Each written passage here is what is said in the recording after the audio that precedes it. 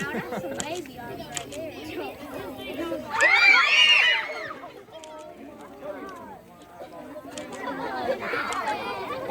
That was in the tree over there. In the tree. See it right there. Same thing with balloon releases. The balloons don't go way up. They just eventually deflate. They fall back into the trees, and you've got animals that either eat them or they get tangled up in them. So just any type of things like that that you come across, or if you're fishing, just if it snaps, try to get to it if you can and clean it up. We actually have an osprey right now in rehab too from White Lake that just got tangled up in a fishing lure and fishing line. So we see that a lot. So this guy is very, very lucky that he was not badly damaged and that they were able to get to him quickly enough to rescue him before the blood circulation was cut off where he didn't have a wing anymore. So, or fall into the river and drown.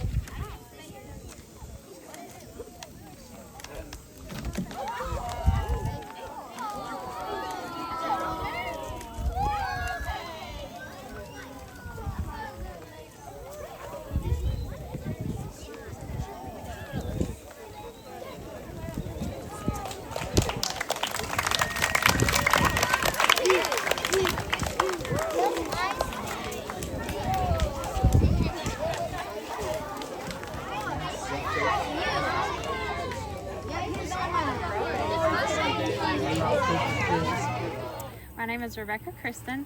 I am with a wildlife. I'm a wildlife rehabilitator licensed with the North Carolina Wildlife Resources Commission and with U.S. Fish and Wildlife. And today we released 2 barred owls. One of them was found as a baby by a concerned citizen when she found it on the side of the road, and it had a broken wing, so we assumed it had been hit by a car. The other owl today is an adult, and it had been found by another concerned citizen who saw it dangling by fishing line over the Lumbee River. So thanks to the park rangers who worked at Lumbee River State Park over in Maxton, they were able to cut down the owl dangling over the river. They did an actual boat rescue and went out to get him, and he had a wing injury from being caught by the fishing line, but has healed from that. And so both of our owls have healed today nicely. They were in rehab for about 2.5 months, and we are releasing them today at the Lumbee Tribe Cultural Center. And we chose this place because it's got a lot of wooded area, but there's also a lot of water sources for them. These owls like to hunt in the water. They don't eat just rodents. They eat frogs and crawdads and little lizards, anything like that that they can find in the water. So this was a perfect place for them to be. And as a matter of fact, the owl that was found dangling over the river originally is about 5 miles from here, so this is kind of home turf for him. The eagle is the bird that carries our prayers up to the Creator. The bird that we have in our world here in the Carolinas is the bald eagle.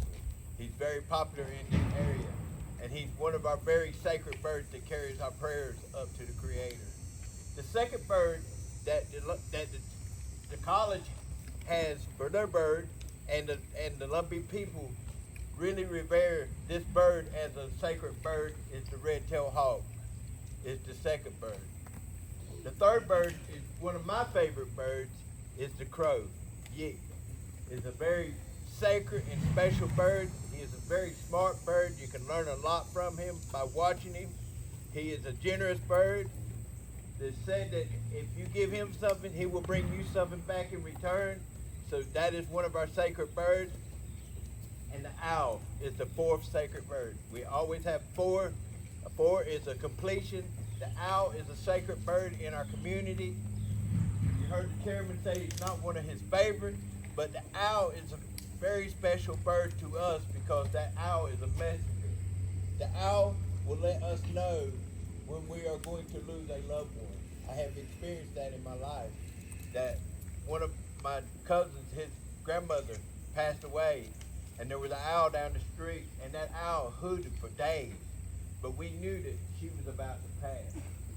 So, and that owl is a reminder. I have owl feathers in my house to remind me of death. Death is a part of our lives. It is a circle and a cycle that we all have to travel. Wildlife rehabilitators is we take in injured, sick, or orphaned wild animals, and we try to fix them up, or we raise them, and we put them back out to the wild where they belong. These two that we're releasing today are barred owls. That's B-A-R-R-E-D. They are called barred owls because they are like a dark brown color, and they have white bars on their feathers. So we have 4 different types of owls in this area of North Carolina. We have the barred owl. That's probably one of the most common. We have the great horned owl. They are the biggest ones that we have. We have the little screech owls, and then we have barn owls, which are a little bit more rare. They're actually considered on the threatened species list because their populations are going down due to habitat destruction. So the barred owl and the barn owl, like you'll see, hopefully you'll be able to see these guys when they come out. Their eyes are dark black, so they fly in the darkest part of the night. Our little screech owls and our big great horned owls have yellow eyes. They fly around and hunt at dawn and dusk, okay? So these guys, we're releasing them back over here today around water. There's a water source, a lot of water sources around feathers. Like we can tell when they've been at a crawdad source because their feathers turn pink under their wings. So the 2 that we have today, one of them came in as a baby with a broken wing. So he was kind of learning how to be out of the nest and jumping around, and we think that he got hit by a car and had a broken wing. He's all healed up now. He's ready to go. The other one actually came from about 5 miles away. He was found dangling over the Lumbee River by fishing line.